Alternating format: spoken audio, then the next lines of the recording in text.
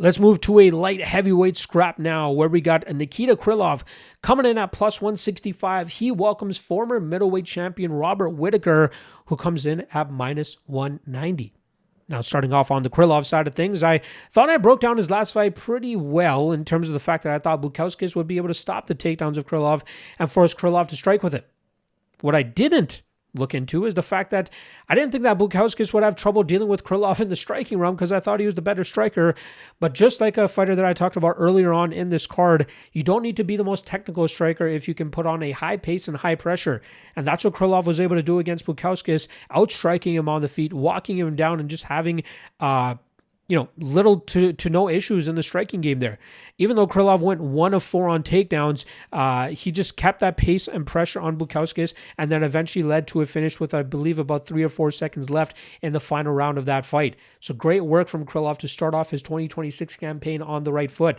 That helped him stop the 2-fight slump that he was on, where he got knocked out by Dominic Reyes and eventually knocked out by Bogdan Guskov as well. He's a guy that I've often said that he needs to get to his grappling to have success, but if he can fight at a high pace and high pressure the way that he did against Bukauskas, he can still find success in mixed martial arts with that style. He's 34 years old, extremely experienced with 42 fights of experience under his belt, and he's showing he's a little bit more well-rounded. Obviously, technically superior strikers like Dominic Reyes and even Bogdan Guskov can clip him and put him away. So there is a little bit of a concern about the durability that Krylov can bring to the table. I like his grappling game, right? He has a slick submission game as well that he can rely on. But if he wants to go out there and just smother opponents with his grappling like he did against Volkan Oezdemir, he could absolutely do that. But I like that he has a plan B now in terms of just setting a high pace with the striking if his wrestling and grappling ends up failing him as his first line of attack. Now, this weekend, he is going up against former middleweight champion Robert Whittaker, and I know it's been hinted at for the last several months now that Whittaker was going to move up to 205 pounds, but I really didn't think we'd see it. If you guys remember way back in the day, this guy used to be a welterweight.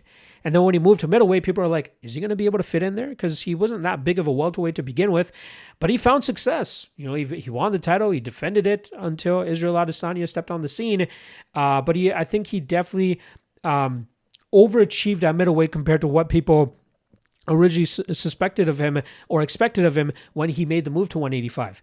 Now at 35 years old, going up to 205, he's always going to be at a height disadvantage. He's always, or more often not, going to be at a reach disadvantage, but then he's going to have to rely on some of the more athletic capabilities that he has to try to get the wins here. He will obviously be one of the faster light heavyweights now.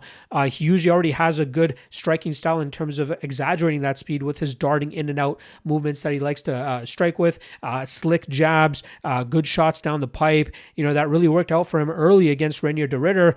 But when he's fighting some guys that can, just wear on him and put a pace and pressure on him like de Ridder ended up doing in some of those rounds, that's where we see Whittaker end up struggling just a little bit. Durability has also been another bit of an issue in Whittaker's game, just as we saw Dricus du Plessis put Whittaker out when he went up against him. Maybe at a light heavyweight, that power ends up working against Whittaker here, and he ends up getting hit by some of these bigger guys, and his chin doesn't end up holding up. So there's a lot of questions with Whittaker going up to 205 pounds. I like that he can use his speed as an advantage, like I've already said. He has some wrestling in his back pocket, but how well is that going to work against the bigger fighters he's going up against at this weight class? So there's just so many questions with the Reaper as he comes into the 205-pound division. I believe it's more so to try to have some longevity to his career. I just don't know how successful he's actually going to be at this weight class.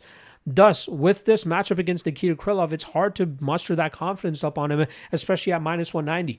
Krylov, I think, is a good stylistic matchup for Whittaker to showcase, his striking and possibly even exposing the durability issues that Krylov might have in his chin. So maybe Whittaker could find the chin of Krylov and put him out that way.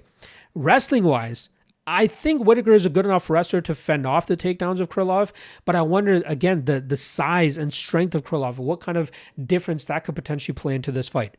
We saw the size of Reinier de Ridder cause Whittaker a little bit of issues, and that's what allowed de Ridder to get some pretty good dominant positions with his grappling. It's possible Krylov could do the same thing here as well. So I feel like this is just too much of a wild card fight to have too much confidence on either side. I'm going to lean with the speed and power of Whittaker to end up finding the chin of Krylov, leading to Whittaker winning this fight by knockout. But it's tough to muster up the confidence to actually place a bet on him at minus 190.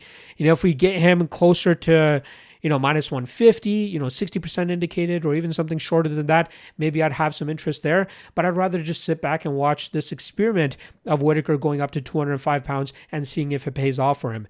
But the official prediction will be Robert Whittaker by knockout.